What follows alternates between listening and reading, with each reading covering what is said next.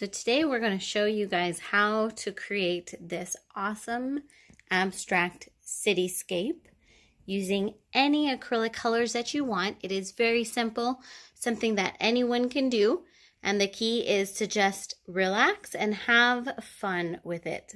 So here we go. Hey guys, welcome back to The Painter and You. Today I'm going to show you how to do this awesome cityscape. You can use any colors that you want. This is fun, simple to do, and you can do it from the comfort of your own home watching this video. So to start with, I'm going to be using 3 brushes. A foam brush, and I use that mainly for the background. It's really easy to blend. It's a 1-inch foam brush. Then I use a medium flat brush, which is about a 1/2 inch. And then I use a little detail brush. Those are the 3 brushes that we're going to be using. And I am just using Craft Smart paint. You can use any acrylic paint or even do this with oil or watercolor. Totally up to you. And we're just going to go ahead and get started. And like I said, once again, you can use any colors that you want. So to start off with, we're going to work on the background. And this is just going to be a combination of all of your colors, but mixed together with a lot of white. So using the foam brush, we're going to go here on the white. And then we're going to just blend colors into it as we go. So that way we get kind of a streaky sunset look. We're going to do this all the way down the canvases using our different colors. And I like to have the top of the canvas be a bit darker because it is kind of sunset nighttime. And then the bottom of the canvas will actually be lighter because it's going to be reflecting some light. So once again, use any colors you want in any order. And we're just going to go ahead and get this canvas covered with a bunch of fun colors.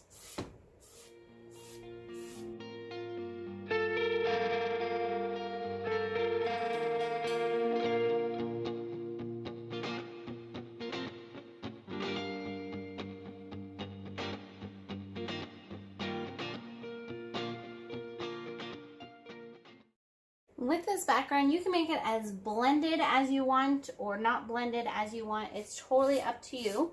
The white will actually help blend the colors together. So if you're looking to have a more blended effect, definitely utilize your white to help blend everything together.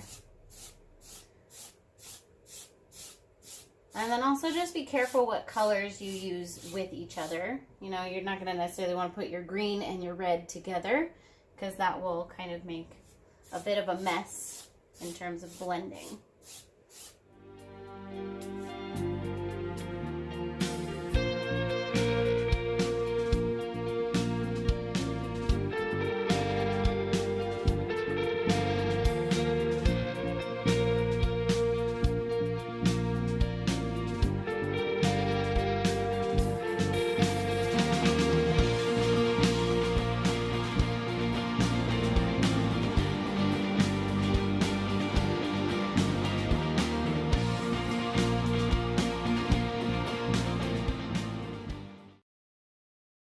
Alright, so we've got our background covered pretty much to our satisfaction here.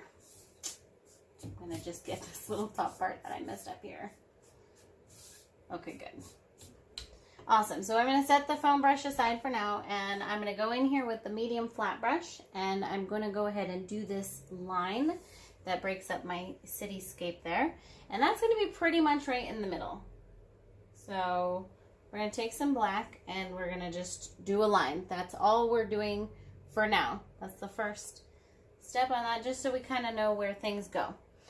Now we're going to go ahead and we're going to add our really big moon. And I like to do that with the same brush, so go ahead and rinse it out. If you do want to take a break, now is a good time to take a break as well to let your background dry, so that you can get an actually white moon. But what I'm going to do is I'm going to go ahead and just do my outline here first, just so I kind of know where I want it to go. And then I'm going to take a break and let it dry and go back in with some more white. So on the moon, you want to do it a little bit above your line here. You don't want it to go all the way down to your line.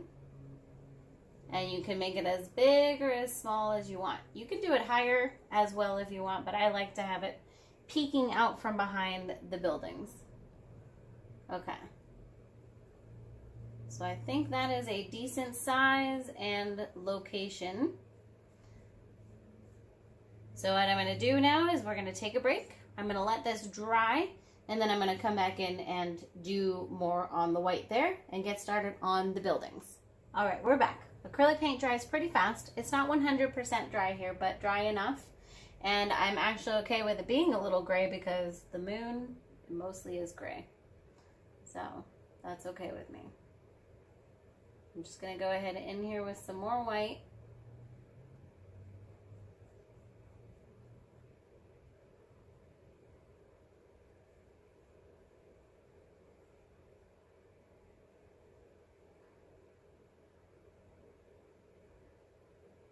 Awesome.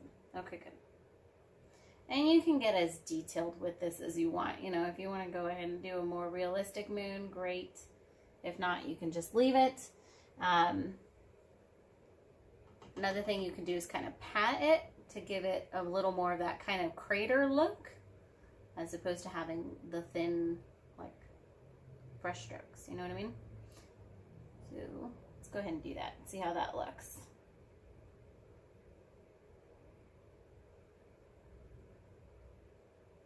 There we go. That's fun. All right, we're going to get started on our buildings now. So what I do is these are all going to be pretty much done with this medium flat brush. And we're going to pick a color. So let's go ahead and start with red. And we're going to just start making buildings. And you're going to make the back buildings first. So generally make some of these a little taller. And you want to avoid making them all like the same height or the same width. You want to add some character into there. So this is going to be a nice tall one. And then what I do right after I'm done with a building is I'm going to take this brush that has that color in it and I'm going to gently pull it down. Now you have to be real gentle with this. You don't want to put another building. You're just giving kind of an idea of it. And pull it down about as tall as the building. And that's how you're going to make your shadows. So let's go ahead and make another one on this side. And this one will be a little bit fatter and a little shorter.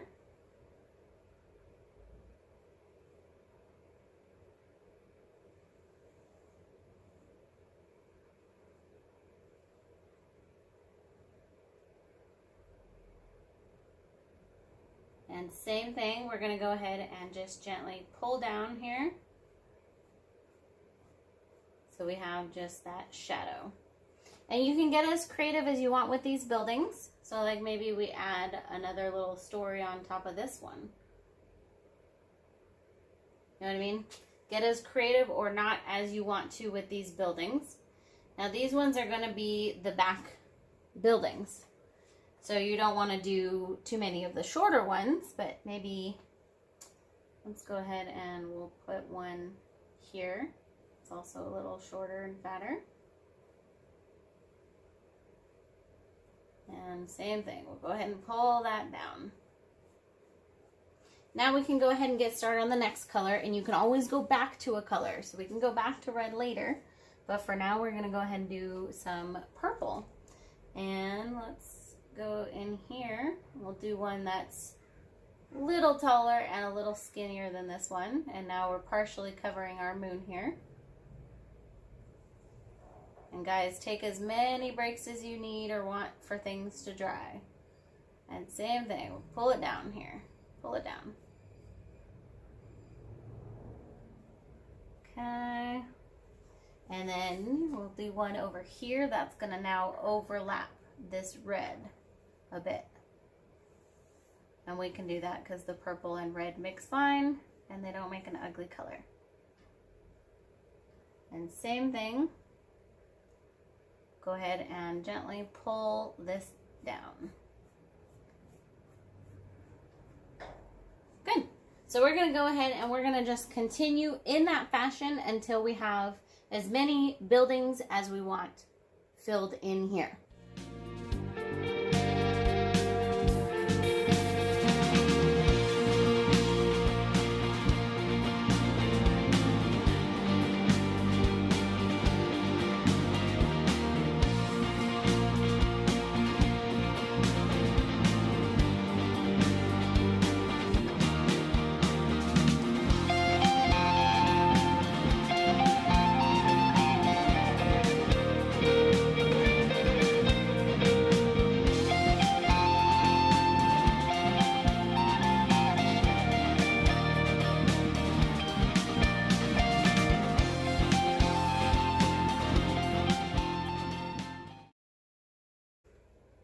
One other thing to keep in mind is you can, of course, utilize your white and black.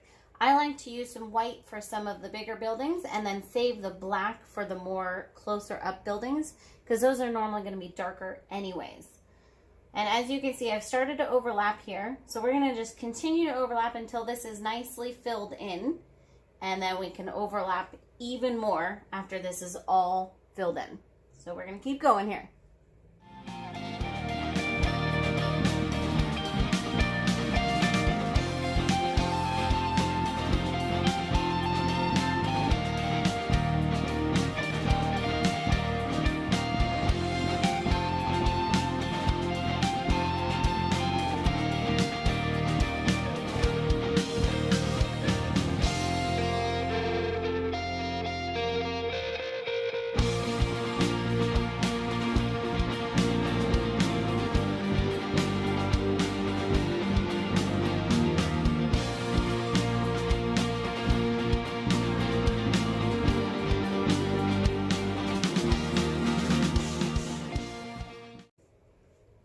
Okay, so we've got our entire back layer here. We're going to start to put some of the front layer ones, and on that I'm going to add some black ones that are a bit closer, and you can do other colors as well.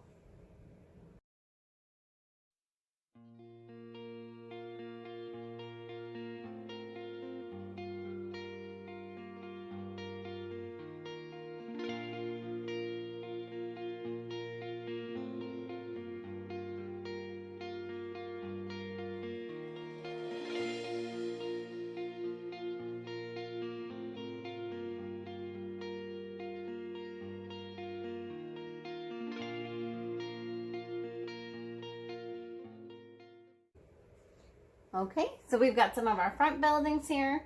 We're going to go ahead and we're going to put back this black line that was here that divides the actual land with the water.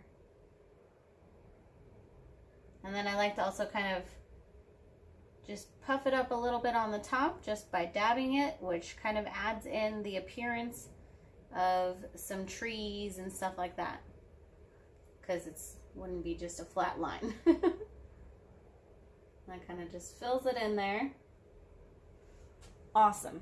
That is our basic cityscape. We can now go ahead and start embellishing this. And for that, we're going to use our little detail brush. Now, I do recommend taking another break at this point and pausing the video so that this can dry before you go on to adding your details in. So we're going to go ahead and do that as well. We'll be back. Okay, so we're back. We're going to start embellishing this. So we'll go ahead and we'll get a close-up. This is not totally dry, by the way, so you probably want to wait a little longer than I did. But it's acrylic, so it dries pretty fast. But some things that you can do are adding lines. You can add little dots or squares to signify windows. You can add some shading and some lighting. It's kind of up to you. I just advise that you be creative and just have fun with it. And remember, it's abstract. We're not going for realistic looking buildings here. So just keep that in mind and have fun with it. So here we go. So to start off with, I'm going to start with some of these back buildings, which are a little more dry. And I'm going to go ahead and I'm going to just put some squares here with white, like we're adding in some windows. And remember, maybe not everybody is in the office at the time. So you can maybe skip a few, adds a little more interest. And just kind of go down.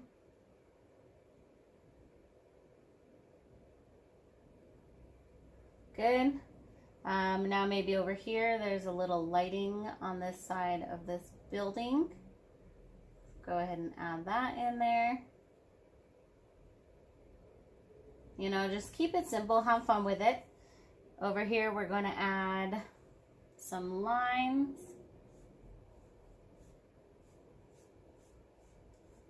And you can do all of the buildings. I generally tend to do just a few of them is enough. I'm going to go ahead and do the squares on this one as well.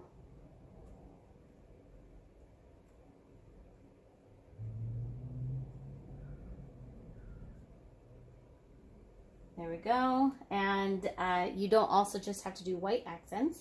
You can also use black, you can use yellow, you can use anything you want. So let's go ahead and we'll add in some black here. And just like lighting, you can add in some shading. And then we can do some lines here.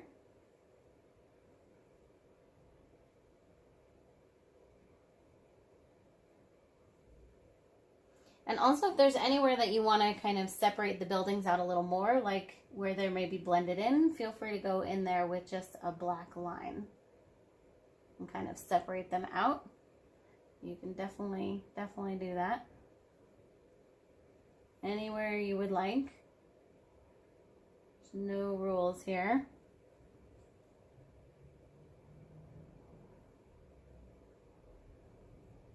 And then also on your white buildings, you can go in here with some black lines.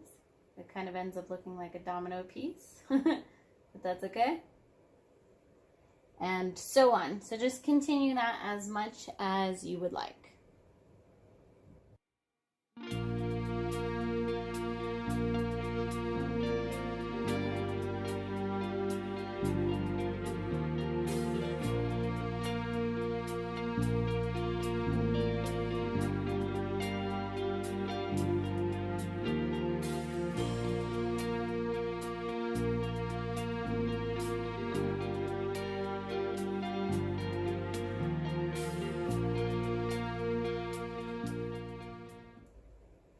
Alright, that's really about it on that. You don't have to get too much more complicated. Do as much or as little as you would like. Alright, so just a couple things to wrap up our painting here. One is I like to take a little bit of extra white and just do some gentle streaks down here. Just to add a little more light reflections on the water. Like maybe there's some light reflecting directly from the moon. You know what I mean? So I think that kind of helps tie the picture together a bit more. Totally optional. But I'm gonna go ahead and do that. And then the other thing too is the border of the painting. I generally like to take my foam brush and go in here with some black. I feel like it kind of completes the painting and sort of frames it. The other thing you can do is as you're going, have the picture go around it. That's totally up to you, but I like to go ahead and paint the sides in black here.